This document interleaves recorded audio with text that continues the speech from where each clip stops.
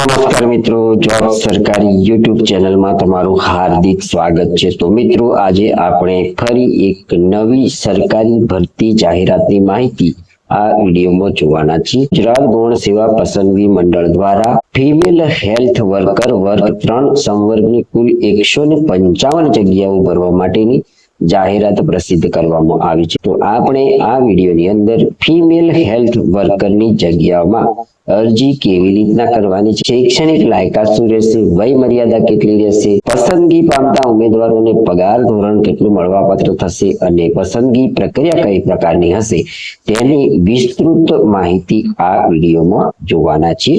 તો ચાલો આપણે ઓફિશિયલી જાહેરાત પરથી આ માહિતી મેળવીએ। ગુજરાત ગૌણ સેવા પસંદગી મંડળ ગાંધીનગર દ્વારા આરોગ્ય અને પરિવાર કલ્યાણ વિભાગના નિયંત્રણ હેઠળના અર્બન હેલ્થ અંતર્ગત રાજ્યની નગરપાલિકાઓ ખાતે ફિમેલ હેલ્થ વર્કર વર્ગ 3 ની કુલ 155 જગ્યાઓ સ્પર્ધાત્મક પરીક્ષા મારફતે સીધી ભરતીથી ભરવા માટેની પ્રક્રિયામાં પસંદગી યાદી તૈયાર કરવા માટે ઉમેદવારો પાસેથી ઓજસ વેબસાઇટ મારફતે ઓનલાઈન અરજી પત્રકો મંગાવવામાં આવે છે।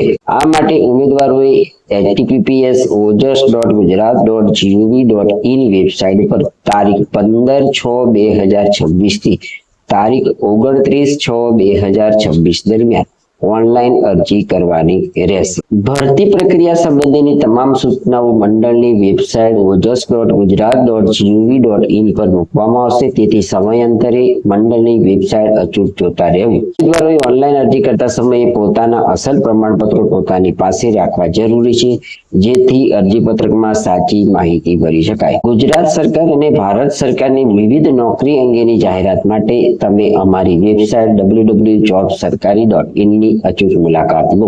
ફિમેલ હેલ્થ વર્કર વર્ગ 3 ની ભરતીમાં જગ્યાઓની માહિતી મેળવીએ તો કુલ જગ્યાઓ 155 છે। મિત્રો, અહીં માત્ર અને માત્ર મહિલા ઉમેદવારોની ભરતી થવાની છે। તો બિન અનામત વર્ગની મહિલા ઉમેદવારો માટે કુલ અહીં 17 જગ્યા છે। આર્થિક રીતે પછાત વર્ગના મહિલા ઉમેદવારો માટે અહીં 15 જગ્યા છે। સામાજિક શૈક્ષણિક રીતના પછાત વર્ગના ઉમેદવારો માટે 80 જગ્યા છે। અનુસૂચિત જનજાતિ માટે અહીં જગ્યા ફાળવવામાં આવેલી નથી, જ્યારે એસટી ઉમેદવારો માટે અહીં 13 જગ્યા ઉપર ભરતી થવાની છે। મિત્રો, માજી સૈનિક માટે અહીં 15 જગ્યાઓ ઉપર ભરતી થવાની છે। ફિમેલ હેલ્થ વર્કરની જગ્યામાં અરજી કરવા માટેની શૈક્ષણિક લાયકાતની માહિતી મેળવીએ તો ઉમેદવાર માધ્યમિક અથવા ઉચ્ચતર માધ્યમિક શાળા પ્રમાણપત્ર એટલે કે ધોરણ 12 પાસ કરેલું હોવું જોઈએ અથવા સમકક્ષ લાયકાત ઉમેદવાર ધરાવતા હોવા જોઈએ। સરકાર દ્વારા માન્યતા પ્રાપ્ત સંસ્થામાંથી ફિમેલ હેલ્થ વર્કરનું બેઝિક ટ્રેનિંગ કોર્સ પૂર્ણ કરેલો હોવો જોઈએ અથવા ANM એટલે કે એક્ઝિલરી નર્સિંગ મિડવાઇફરી કોર્સ ની લાયકાત ઉમેદવાર ધરાવતા હોવા જોઈએ। મિત્રો, અહીં ગુજરાત નર્સિંગ કાઉન્સિલની અંદર ઉમેદવારે નોંધણી કરાવેલી હોવી જોઈએ। ગુજરાત સિવિલ સર્વિસ વર્ગીકરણ નિયમ 1967 માં નિર્ધારિત કમ્પ્યુટર એપ્લિકેશનનું મૂળભૂત જ્ઞાન ઉમેદવાર ધરાવતા હોવા જોઈએ। ગુજરાતી અથવા હિન્દી અથવા બંને ભાષાનું પૂરતું જ્ઞાન પણ અહીં ઉમેદવાર ધરાવતા હોવા જોઈએ। મિત્રો, નેશનાલિટીની વાત કરીએ તો ઉમેદવાર ભારતના નાગરિક હોવા જોઈએ અથવા ગુજરાત મુલકી સેવા વર્ગીકરણ અને ભરતી નિયમ 1967 ના નિયમ 7 ની જોગવાઈ મુજબની રાષ્ટ્રીયતા ઉમેદવાર ધરાવતા હોવા જોઈએ। ફિમેલ હેલ્થ વર્કરની જગ્યામાં અરજી કરવા માટેની વય મર્યાદાની માહિતી મેળવીએ તો ઉમેદવારની વય 18 વર્ષથી ઓછી નહીં અને 40 વર્ષથી વધુ ન હોવી જોઈએ। અહીં સામાન્ય વર્ગની મહિલા ઉમેદવાર, અનામત વર્ગના પુરુષ ઉમેદવાર તથા માજી સૈનિક, દિવ્યાંગ ઉમેદવારોને સરકારશ્રીના નિયમ પ્રમાણે વય મર્યાદામાં છૂટછાટ મળવાપાત્ર થશે। ફિમેલ હેલ્થ વર્કરની જગ્યામાં પસંદગી પામતા ઉમેદવારોને પગાર ધોરણ કેટલું મળવાપાત્ર થશે? અહીં પ્રથમ 5 વર્ષ માટે પ્રતિ માસ 26,000 ફિક્સ પગારથી નિમણૂક અપાશે, તેમજ ઉક્ત ઠરાવથી અન્ય લાભો પણ મળવાપાત્ર થશે। નિમાયેલા ઉમેદવારોએ 5 વર્ષના અંતે ઉમેદવારની સેવાઓ સંતોષકારક જણાયથી સંબંધિત કચેરીમાં 7મા પગાર પંચના નિયમ પ્રમાણે ₹19,900 થી 63,200 લેવલ 2 ના પગાર ધોરણમાં નિયમિત નિમણૂક મળવાપાત્ર થશે। ફિમેલ હેલ્થ વર્કરની જગ્યામાં પસંદગી કરવા માટેની પરીક્ષા પદ્ધતિની માહિતી અહીં મેળવીએ તો સીધી ભરતીથી જગ્યાઓ ભરવા માટે ઠરાવેલી પરીક્ષા પદ્ધતિ અનુસાર પરીક્ષા 1 તબક્કામાં હેતુલક્ષી MCQ પ્રકારના પ્રશ્નોવાળી CBRT પદ્ધતિની સ્પર્ધાત્મક પરીક્ષા લેવામાં આવશે. આ પરીક્ષા પાર્ટ A અને પાર્ટ B એમ બે ભાગમાં લેવામાં આવશે.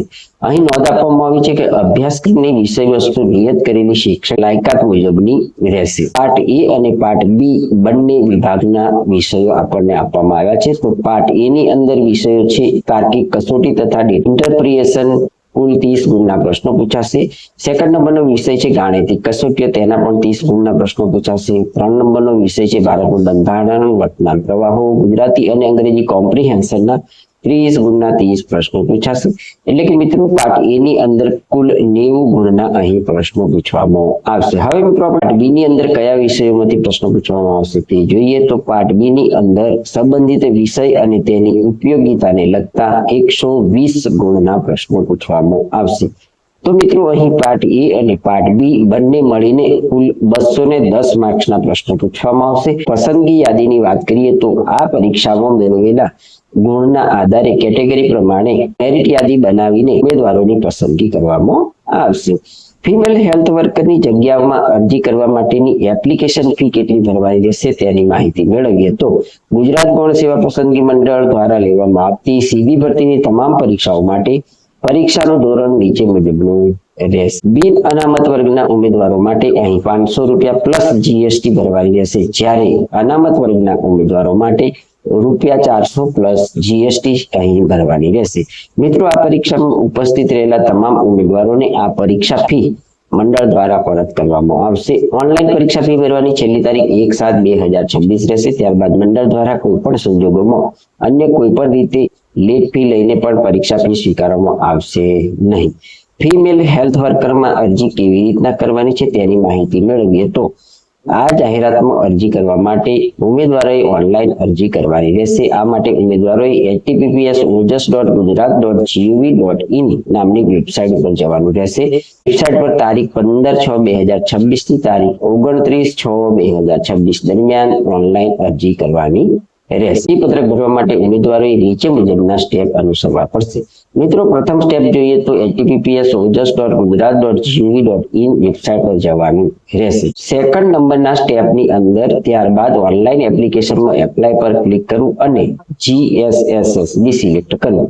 3 નંબરના સ્ટેપમાં ઉમેદવારે ફિમેલ હેલ્થ વર્કર વર્ગ 3 સંવર્ગની જાહેરાતમાં ઉમેદવારી કરવા માટે જાહેરાત સંવર્ગના નામ પર ક્લિક કરી એપ્લાય પર ક્લિક કરવું. ત્યારબાદ સ્ક્રીન પર મોર ડિટેલ અને એપ્લાય નાઉના ઓપ્શન ખુલશે, જેમાં મોર ડિટેલ પર ક્લિક કરવાથી વિગતવાર જાહેરાતની વિગતો જોવા મળશે, જે ઉમેદવારોએ વાંચી જવી. 4 નંબરના સ્ટેપમાં એપ્લાય નાઉ પર ક્લિક કરવાથી નવી વિન્ડો ખુલશે, જેમાં સ્કીપ પર ક્લિક કરવા એપ્લિકેશન ફોર્મ ખુલશે, જેમાં સૌપ્રથમ પર્સનલ ડિટેલ ઉમેદવારે ભરવાની રહેશે.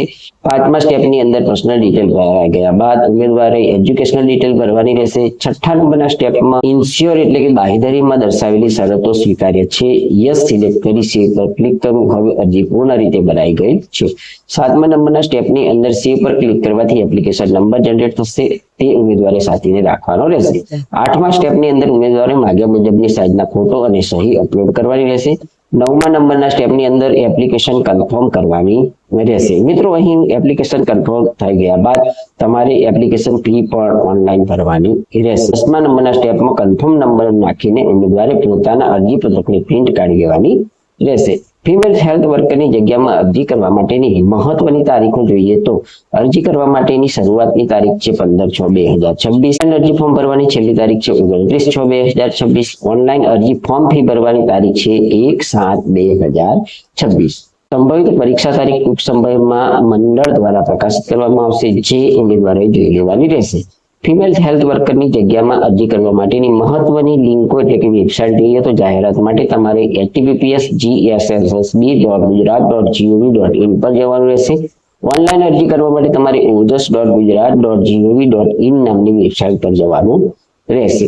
સરકારી નોકરીની જાહેરાત માટે તમે www.jobsarkari.in નામની વેબસાઇટની પણ મુલાકાત લઈ શકો છો. અહીં મહત્વની નોંધ આપવામાં આવી છે તે જોઈએ તો ઉમેદવારોએ અરજીપત્રક ભરતા પહેલા ઓફિશિયલી જાહેરાત જરૂરથી જોવાની રહેશે. તેમાં આપવામાં આવેલી માહિતી આખરી ગણાશે. આ બ્લોકમાં આપવામાં આવેલી માહિતી મૂળ જાહેરાતને સંદર્ભમાં રાખીને લખવામાં આવેલી છે. તો મિત્રો આ હતી ગુજરાત ગૌણ સેવા પસંદગી મંડળ દ્વારા ફિમેલ હેલ્થ વર્કર્સ વર્ગ 3 સંવર્ગની કુલ 155 જગ્યાઓ ભરવા માટેની અરજીઓ મંગાવવામાં આવે છે, જે જાહેરાતની માહિતી આપતો વિડીયો. જો તમે અહીં આપવામાં આવેલી શૈક્ષણિક લાયકાત, વય મર્યાદા તેમજ નોકરી કરવાની ઈચ્છા ધરાવતા હોય તો સમય મર્યાદામાં અહીં તમારે અરજી કરી લેવાની રહેશે. જો તમને આ જાહેરાતની માહિતી આપતો વિડીયો પસંદ આવ્યો હોય તો અમારી યુટ્યુબ ચેનલ જોબ સરકારીને જરૂરથી સબસ્ક્રાઇબ કરો, વિડીયોને લાઈક કરો અને તમારા મિત્રોને પણ આ વિડીયો શેર કરો. ધન્યવાદ, આભાર.